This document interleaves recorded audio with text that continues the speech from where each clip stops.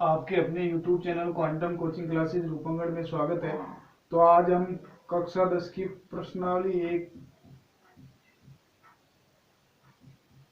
वैदिक गणित को हल करते हैं। तो वैदिक गणित की जो प्रश्नमाला एक है उसमें पहला प्रश्न है, निखिलम विधि से भाग दीजिए।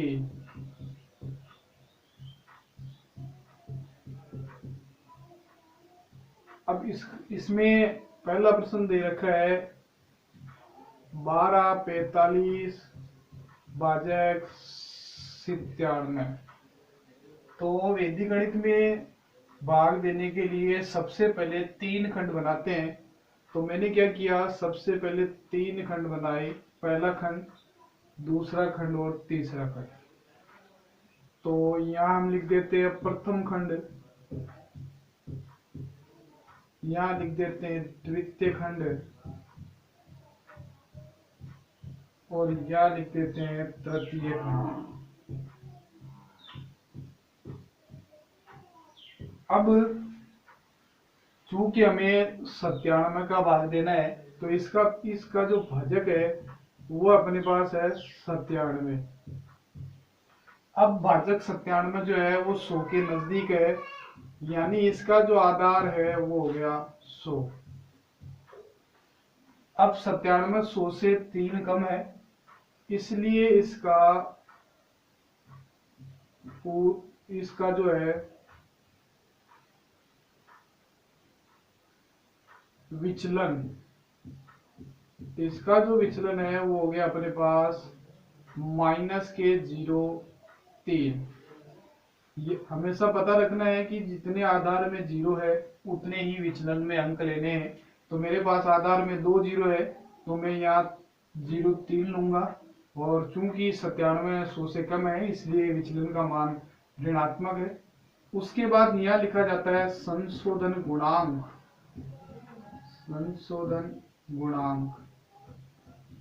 संशोधन गुणांक का मतलब है अगर अपने पास विचलन ऋणात्मक है तो संशोधन गुणांक के जो अंक है वो धनात्मक हो जाएंगे, और धनात्मक है तो ऋणात्मक हो जाएंगे।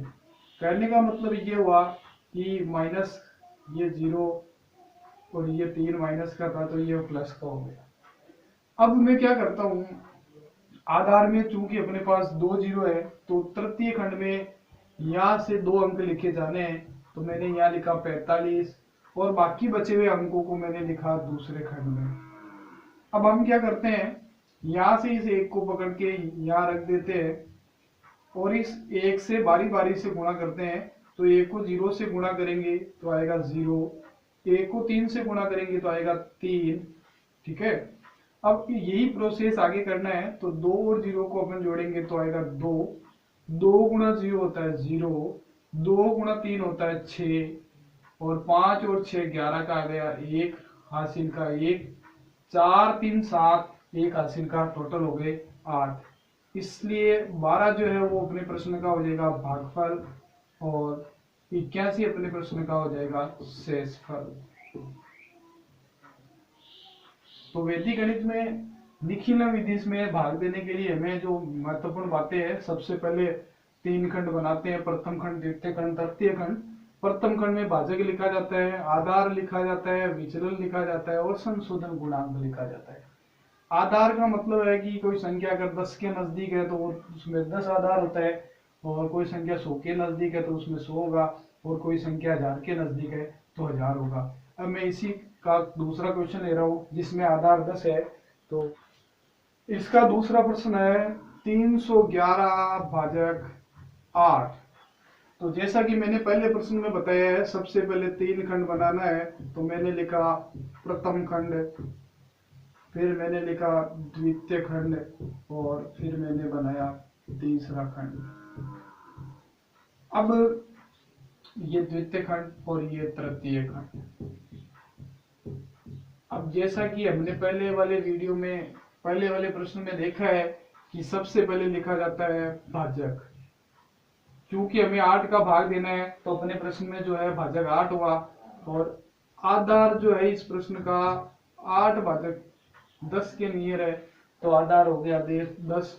अब भाजक के बाद मैंने जैसा बताया विचलन लिखते हैं, विचलन हो गया -2। विचलन के बाद लिखते हैं संशोधन गुणांक, संशोधन गुणांक, तो ये आ गया 2। अब यहां से आधार में 1 0 है, तृतीय खंड में 1 अंक लिखा जाना है और बचे हुए अंकों को लिखेंगे द्वितीय खंड में। तो 31 आ गई, यहाँ 3 को पकड़ के यहाँ रखा तो 3 आ गई। 3 को 2 से गुणा करेंगे 6 आए, 1 और 6 को जोड़ेंगे तो 7 आए, 7 को अगर 2 से गुणा करेंगे तो 14 आए। ठीक है, 1 और 4 को जोड़ा 5 और 1 का 1। अब जैसा कि हम जानते हैं कि किसी संख्या में जिस संख्या का भाग देते हैं उससे ज्यादा उसका शेषफल नहीं आता है।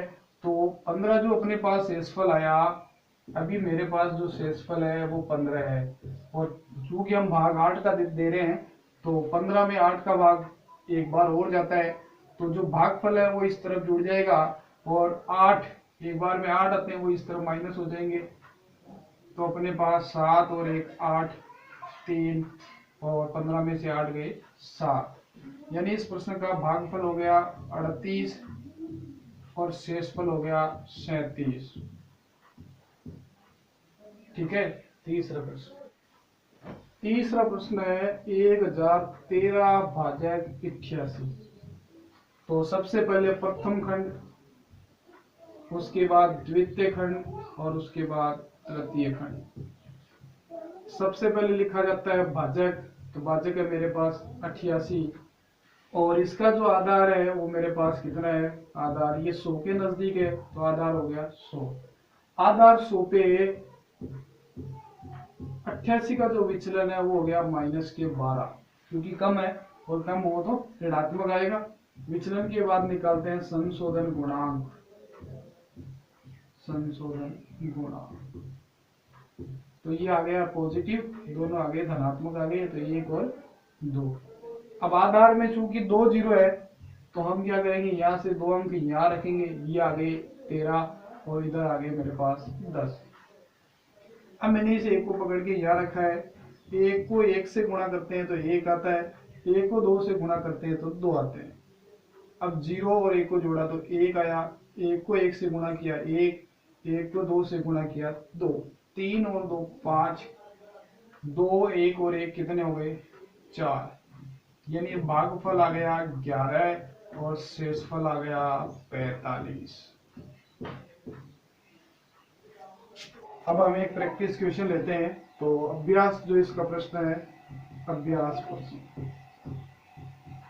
तो वो मैंने क्या लिया है 39 94 भाजक 97। सबसे पहले जैसा कि हमने बताया है आपको कि प्रथम खंड, द्वितीय खंड और तृतीय खंड, first section, mid section and third section. अब इसका जो भाजक है वो मेरे पास है 97। 97 जो है वो 100 के नजदीक है तो आधार हो गया 100। आधार 100 पे 97 का विचलन हो गया -03। विचलन के बाद लिखते हैं संशोधन गुणांक, तो संशोधन गुणांक हो गया इसका 0 और 3।